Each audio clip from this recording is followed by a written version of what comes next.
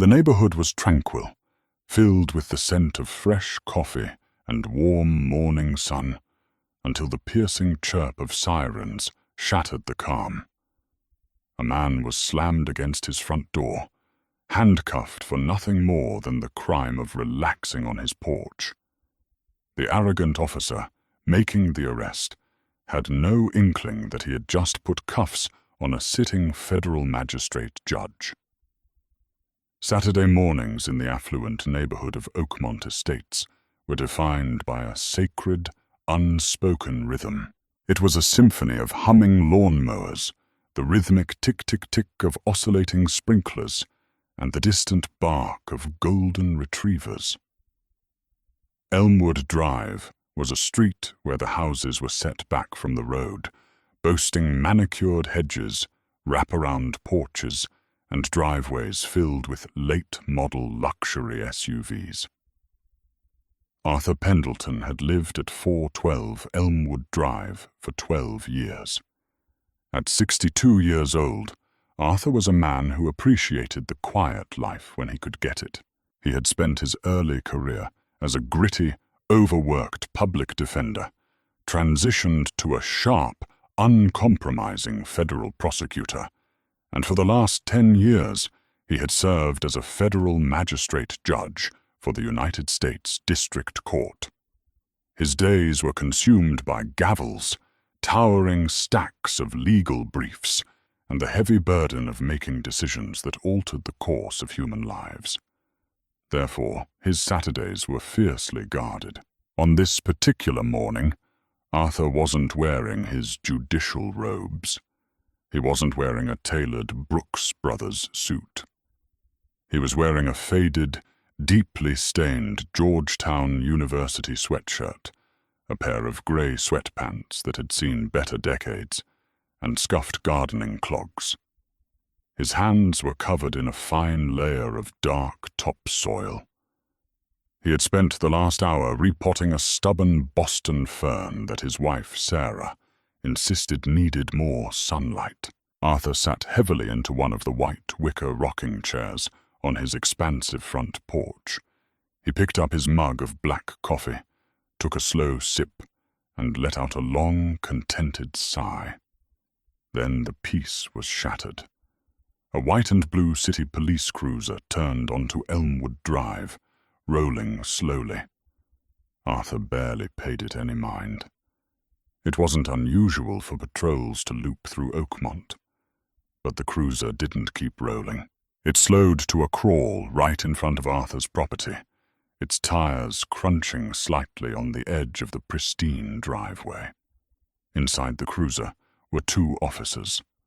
Behind the wheel was Officer Derek Chaffins, a 5-year veteran of the force whose personnel file was already thick with citizen complaints for excessive force and discourtesy, complaints he had narrowly dodged thanks to a fiercely protective union representative.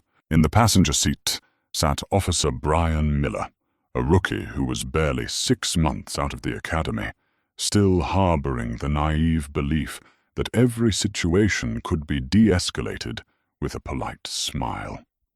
Chaffins killed the engine. He stared through the windshield directly at Arthur.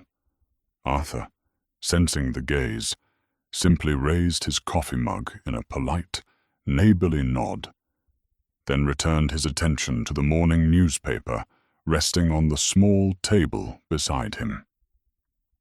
The driver's side door swung open. Chaffins stepped out, adjusting his heavy utility belt, his hand resting casually but purposefully near the butt of his service weapon. He was a stocky man, tightly wound, with a buzzed haircut and an aggressive posture. "Hey, you!" Chaffins barked, his voice echoing loudly enough to cause Mrs. Higgins, the neighborhood busybody 3 houses down, to part her living room blinds. Arthur looked up, peering over the top of his reading glasses.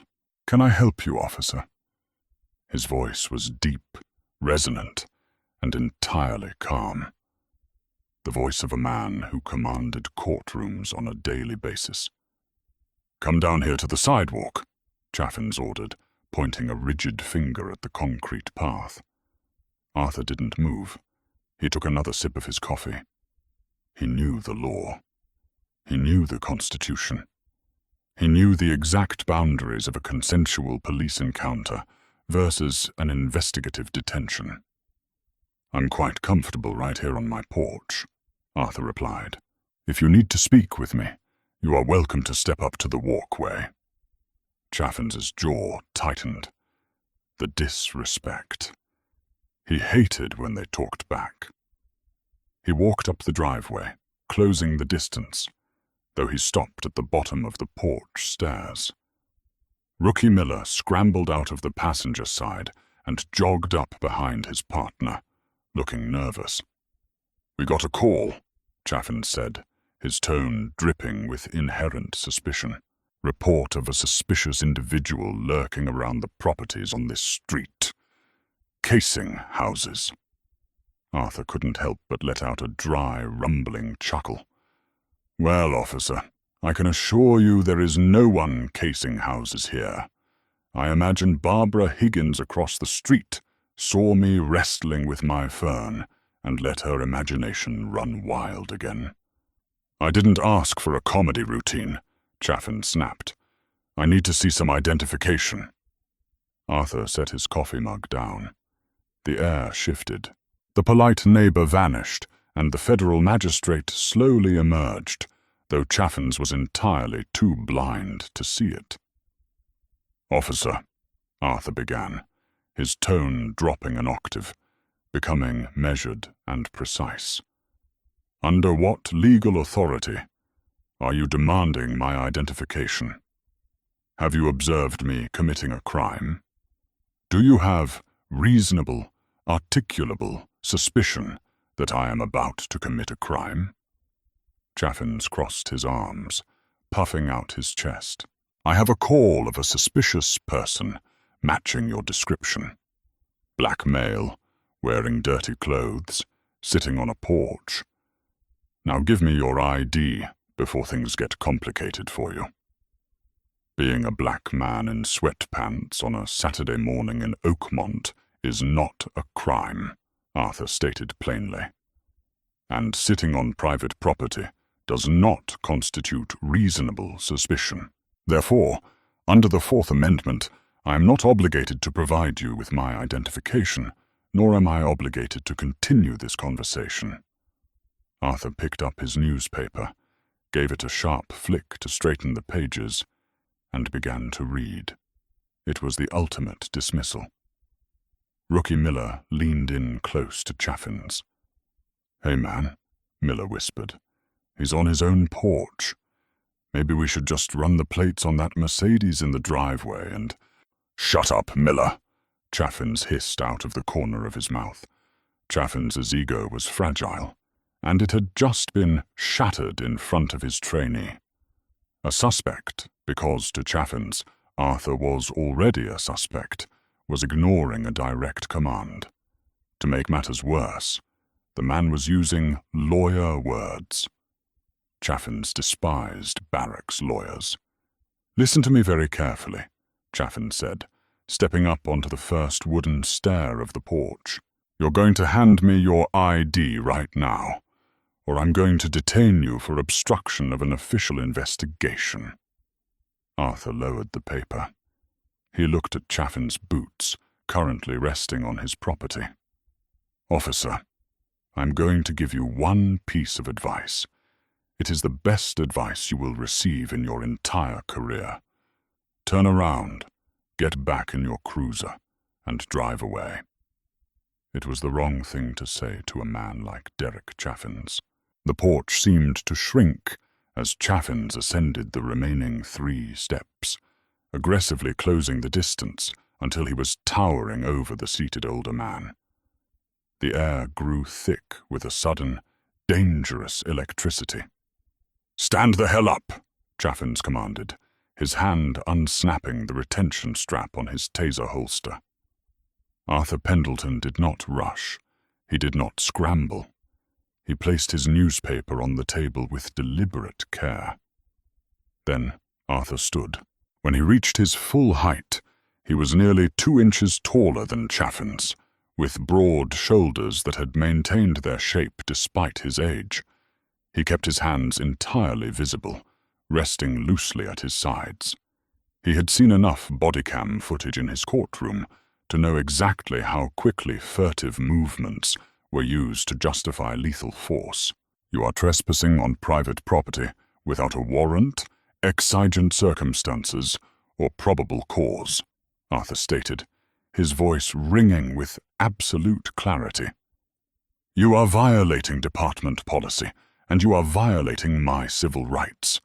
I strongly suggest you pause and think about what you are doing." "You're detained," Chaffins barked.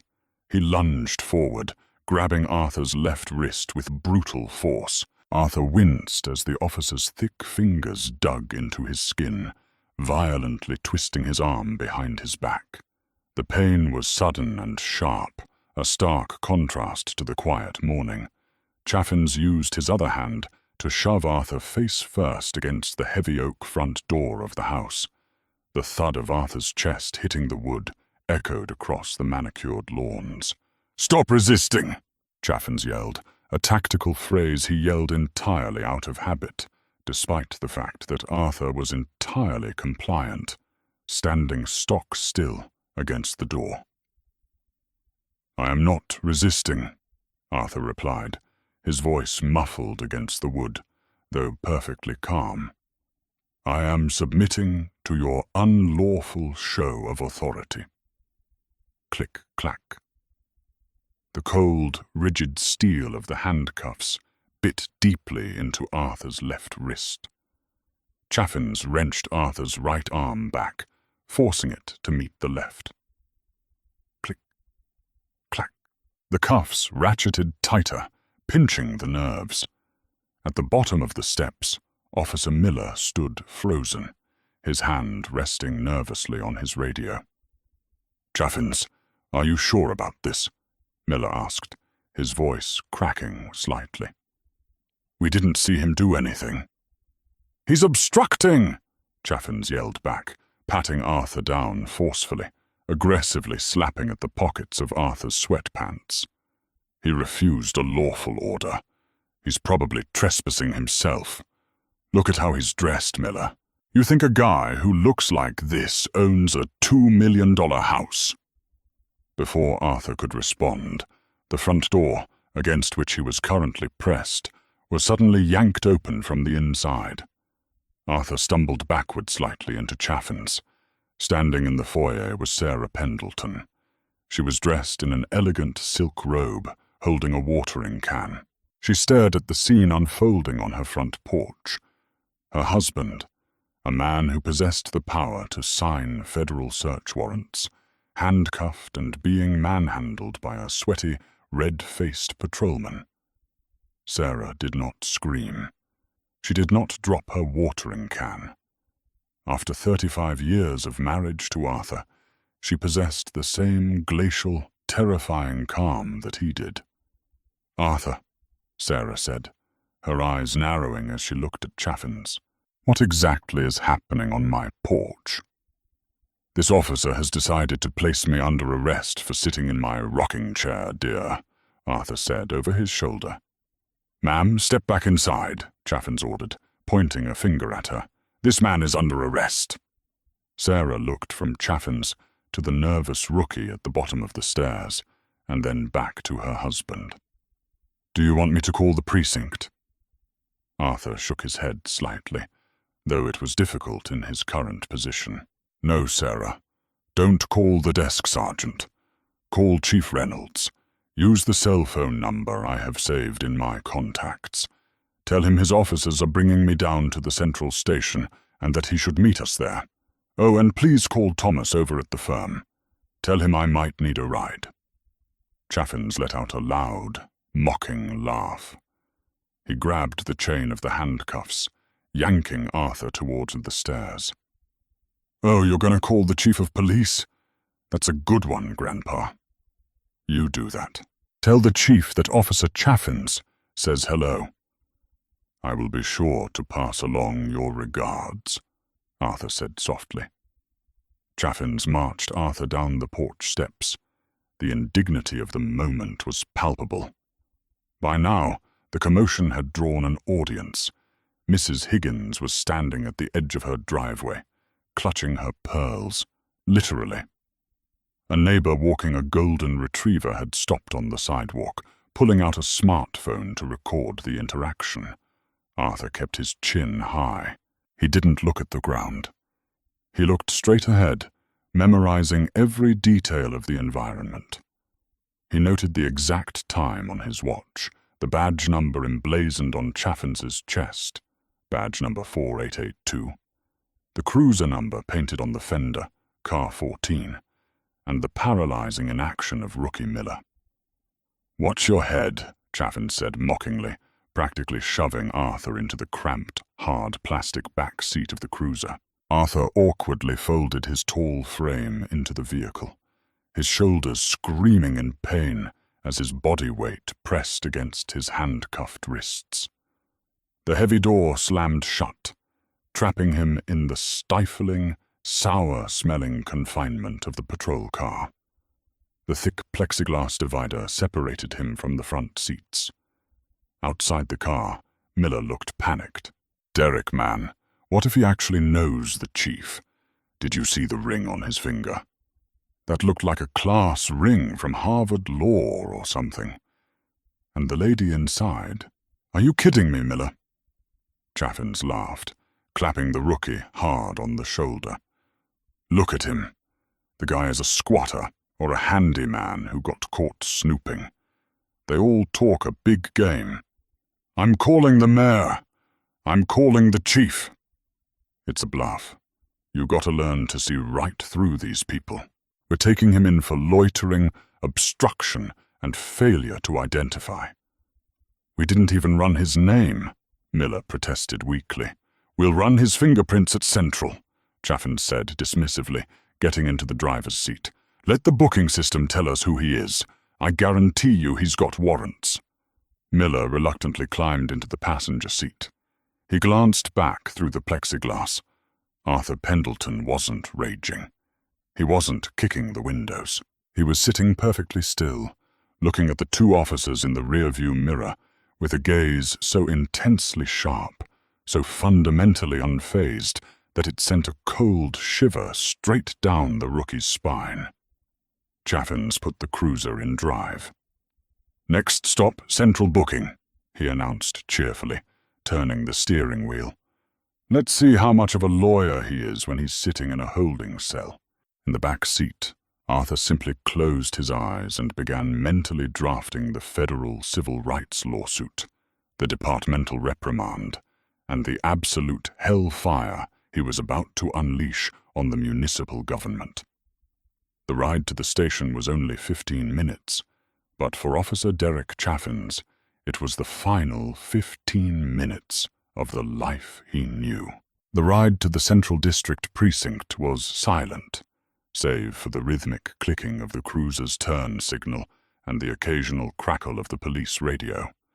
In the front seat, Officer Derek Chaffins drummed his fingers on the steering wheel, radiating a smug satisfaction. He had collared a belligerent suspect, asserted his dominance, and taught a lesson in compliance. In the passenger seat, Rookie Brian Miller stared out the window, his stomach churning with an inexplicable mounting dread. They pulled into the gated sally port of the precinct. The heavy metal doors rolled down behind them with a loud final clang. "End of the line, Grandpa," Chaffins announced, throwing the cruiser into park. He stepped out and opened the rear door, hauling Arthur Pendleton out by the chain of his handcuffs. Arthur's shoulders ached intensely. The steel had bitten into his wrists, leaving deep, angry red indentations in his skin. Yet his posture remained rigidly upright. He did not stumble. He did not complain. He let Chaffins guide him through the heavy double doors into the chaotic, fluorescent-lit purgatory of Central Booking. The booking area smelled of stale coffee, industrial floor wax, and the sour tang of nervous sweat. Several officers milled about, filling out paperwork. In a nearby holding cell, a drunk was loudly singing an off-key country song. Behind the towering, bulletproof glass of the intake desk sat Desk Sergeant Michael O'Malley. O'Malley was a 20-year veteran, a man who had seen everything and possessed a notoriously low threshold for nonsense.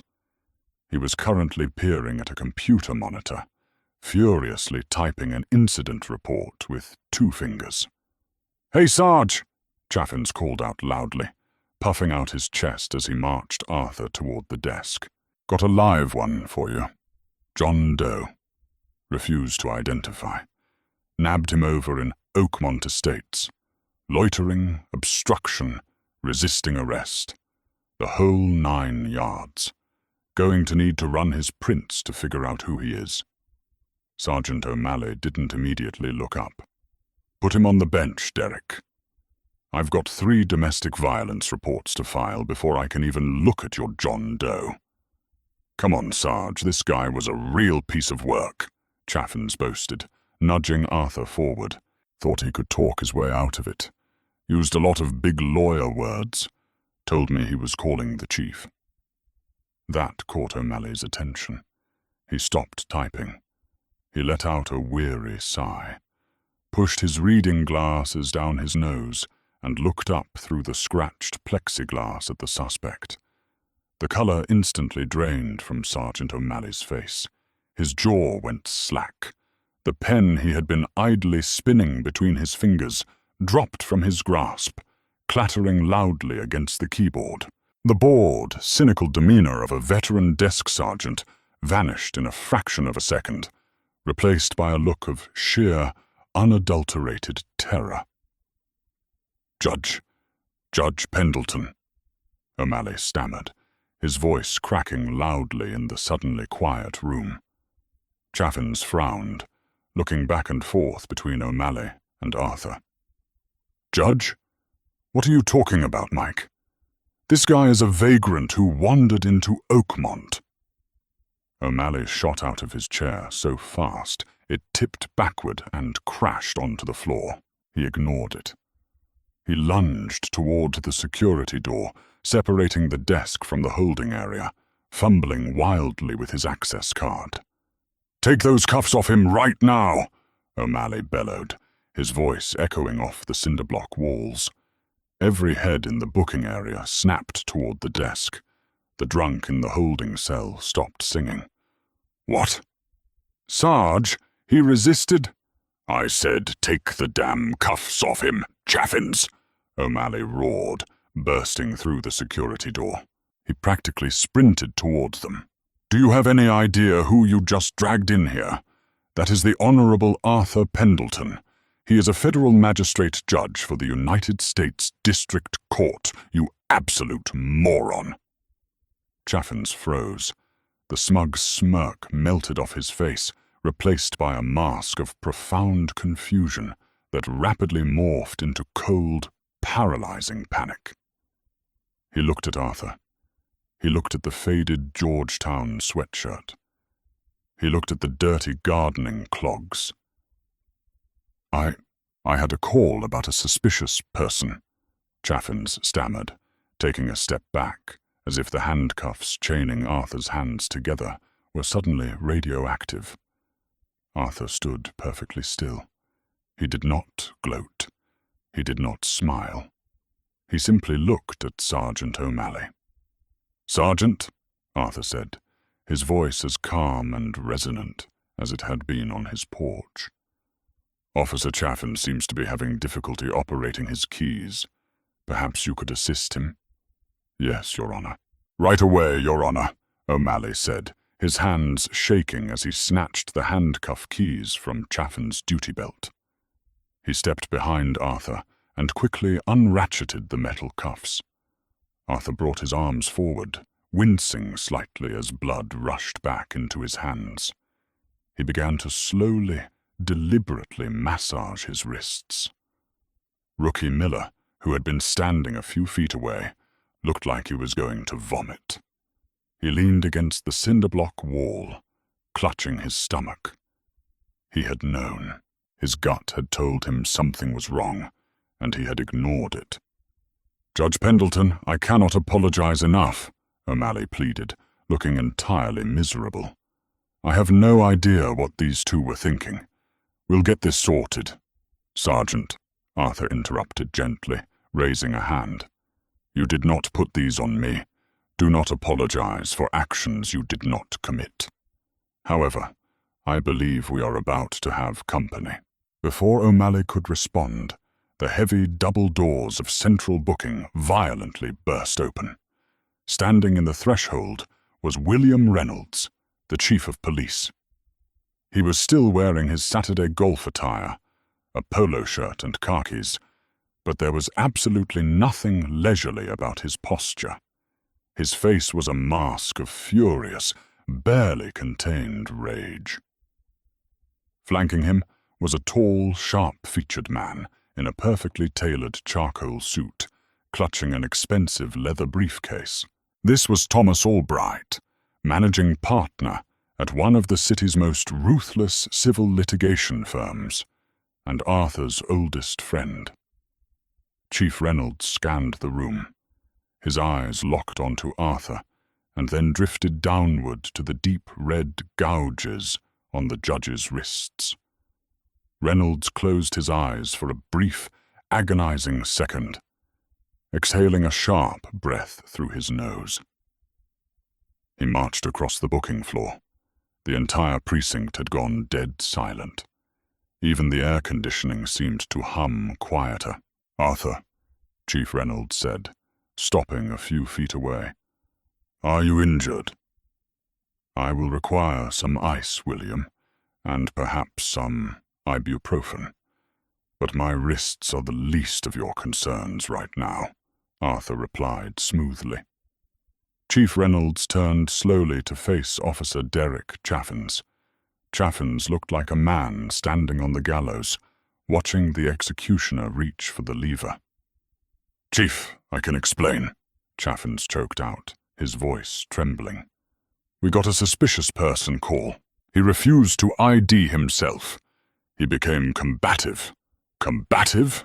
Thomas Albright interjected, stepping forward, his voice dripping with venom. "Are you suggesting that a 62-year-old federal judge assaulted you while watering his ferns, officer? Because if that is your official statement, I will ensure the FBI includes perjury when they arrive to investigate this deprivation of civil rights." "Silence," Chief Reynolds ordered, his voice dangerously low. He didn't take his eyes off Chaffins. "Officer Chaffins, you responded to a vague, uncorroborated call. You approached a citizen on his own private property. You demanded identification without reasonable, articulable suspicion of a crime. When he asserted his constitutional rights that he upholds in federal court daily, you assaulted him, unlawfully detained him, and dragged him here. Chief, he was wearing dirty sweatpants. He didn't look like he belonged there," Chaffins blurted out, desperation overriding his common sense. The silence that followed was suffocating. Arthur took a step forward. He did not raise his voice. He didn't need to. "Officer Chaffins," Arthur began, delivering a verbal dismantling that was sharper than any scalpel. "The Fourth Amendment of the United States Constitution does not contain an exemption for individuals wearing sweatpants. It does not allow you to suspend civil liberties because my gardening clothes offend your sensibilities. You operate under the illusion that a badge grants you supreme authority over the citizens you are sworn to protect. It does not. It makes you a servant of the law, a law you profoundly misunderstand." Chaffins swallowed hard, looking down at his boots. "You relied on racial profiling," Arthur continued relentlessly. "You saw a black man sitting on a porch in an affluent neighborhood, and your immediate, unshakable conclusion was that I was a criminal. You bypassed every protocol of de-escalation, discarded the concept of probable cause, and allowed your fragile ego to dictate your actions when I refused to bow to your unlawful commands." Arthur turned slightly, his gaze landing on rookie Brian Miller, who was trembling against the wall. "And you, Officer Miller," Arthur said. Miller flinched. "You knew it was wrong. I watched you hesitate. I watched you question him. But when the moment came to intervene, when you had a legal and moral duty to stop your partner from committing a federal crime, you stood paralyzed. Cowardice in a uniform is just as dangerous as malice." Miller hung his head, a tear escaping his eye. "I'm sorry, Your Honor. I'm so sorry." "Save your apologies for internal affairs," Thomas Albright snapped, opening his briefcase. "Chief Reynolds, I am formally advising you that Judge Pendleton's legal counsel is present. We are initiating a Section 1983 civil rights lawsuit against the city, the department, and Officer Chaffins personally. We will be stripping him of his qualified immunity. Furthermore, Judge Pendleton will be contacting the Department of Justice to request a federal consent decree regarding the systemic profiling and unconstitutional training practices of this precinct." Chief Reynolds looked sick. He knew exactly what this meant. Millions in settlement money, federal oversight, and a permanent stain on his career. "Officer Chaffins," Reynolds said, his voice utterly devoid of emotion, "hand Sergeant O'Malley your badge, your service weapon, and your radio. You are stripped of all police powers, effective immediately, pending termination." Chaffin's hands shook violently as he unclipped his radio. He fumbled with his holster, placing his firearm on the desk, followed by the heavy silver shield that had fed his arrogance for 5 years. He was no longer the apex predator of Elmwood Drive. He was unemployed, disgraced, and facing federal charges. "Officer Miller," Reynolds continued, "you are suspended without pay. Go home. Wait for a call from Internal Affairs." Chief Reynolds turned back to Arthur, his expression pleading. "Arthur, please, let me have my driver take you home. We will handle this." Arthur Pendleton adjusted the cuffs of his Georgetown sweatshirt, wincing slightly as the fabric brushed against his bruised wrists. "Thomas will drive me, William. I have a Boston Fern that still needs repotting, and after that I have a considerable amount of paperwork to begin." Arthur turned and walked toward the exit of Central Booking. He did not look back at the broken men he left in his wake. He pushed through those heavy double doors and walked out into the warm Saturday sunlight. The wheels of justice turned slowly, but as Officer Chaffins had just devastatingly learned, when they finally arrived, they crushed everything in their path. True justice isn't just about punishing the guilty.